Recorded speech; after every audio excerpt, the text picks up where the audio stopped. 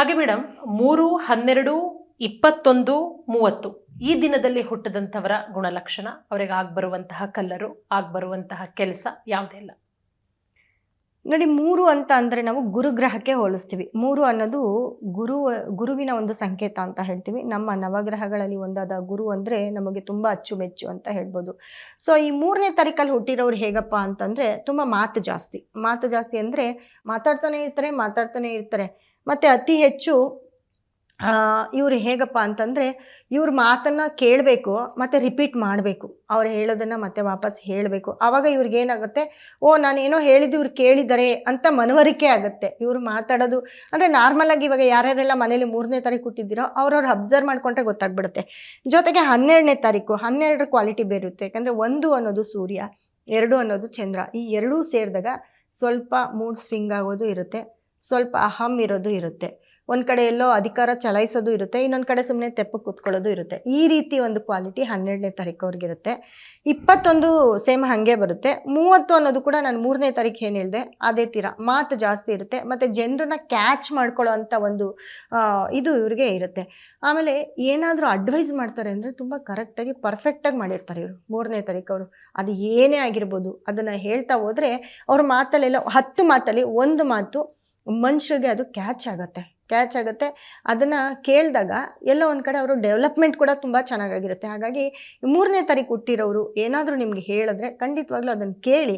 ಅದರಲ್ಲಿ 10 ಮಾತಲ್ಲಿ 1 ಮಾತು ನಿಮಗೆ ಪಾಸಿಟಿವ್ನ ತಂದುಕೊಡುತ್ತೆ ಅಂತ ಹೇಳ್ಬೋದು. ನೋಡಿ, ಇವರು ವರ್ಕ್ ಅಂತ ಬಂದಾಗ ಇವರು ತುಂಬ ಆಧ್ಯಾತ್ಮಿಕದಲ್ಲಿ ತುಂಬ ಚೆನ್ನಾಗಿರ್ತಾರೆ. ಜೊತೆಗೆ ಇವರು ಟೀಚಿಂಗ್ ಪ್ರೊಫೆಷ್ನಲ್ ಆಗಿರ್ಬೋದು ಅಥವಾ ಪ್ರವಚನಕಾರರಾಗಿರ್ಬೋದು ಮತ್ತು ಗುರುಗಳ ಒಂದು ಮಠಾಧೀಶರಾಗಿರ್ಬೋದು. ಇವರೆಲ್ಲ ಕೂಡ 3, 12, 21, 30ನೇ ತಾರೀಕಲ್ಲಿ ಹುಟ್ಟಿರೋರೇ ಆಗಿರ್ತಾರೆ. ಜೊತೆಗೆ ಇವರು ಎಲ್ಲರನ್ನೂ ಮಾತಿನಲ್ಲಿ ಅವರ ಒಂದು ಅಡ್ವೈಸಲ್ಲಿ ಹಿಡಿದಿಟ್ಕೊಳ್ಳೋ ಗುಣ ತುಂಬ ಚೆನ್ನಾಗಿರೋದ್ರಿಂದ ಒಂದು CEO ಆಗಿರ್ಬೋದು ಅಥವಾ ಮನೇಲೆ ಇವಾಗ ನಮ್ಮ ಮನೇಲಿ 10 ಜನನೋ 3 ಜನನೋ 4 ಜನನೋ ಇದ್ದರೆ ಆ ಮನೇಲಿ ಇವ್ರ ಮಾತನ್ನು ಕೇಳೋ ಅಂಥವ್ರಾಗಿರ್ತಾರೆ. ಆ ರೀತಿ ಒಂದು ಪ್ರೊಫೆಷ್ನಲಿ ಇವ್ರದ್ದಾಗಿರುತ್ತೆ. ಜೊತೆಗೆ ಇವರಿಗೆ ತುಂಬ ಆಗುವಂಥ ನಂಬರು, ತುಂಬ ಅಡ್ಜಸ್ಟ್ ಆಗುವಂಥ ನಂಬರ್ ಅಂದರೆ 1, 10, 19, 28 ಇವರು ತುಂಬ ಸೂಪರ್ ಕಾಂಬಿನೇಷನ್ ನಂಬರ್ ಆಗಿರುತ್ತೆ. ಅದೇ ರೀತಿ 2, 11, 20, 29 ಕೂಡ ತುಂಬ ಫೇವರ್ ಆಗಿರುತ್ತೆ.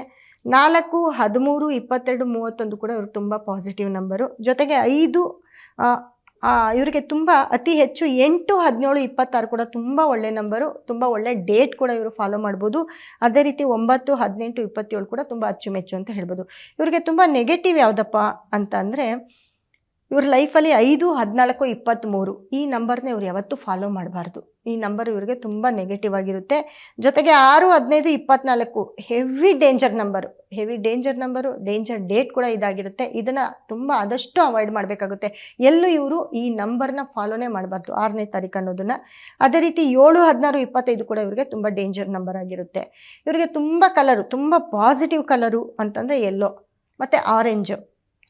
ಜೊತೆಗೆ ಇವರಿಗೆ ತುಂಬ ಸಾಥ್ ಕೊಡೋವಂಥ ನಂಬರ್ ಅಂದರೆ ರೆಡ್ ಆಗಿರುತ್ತೆ.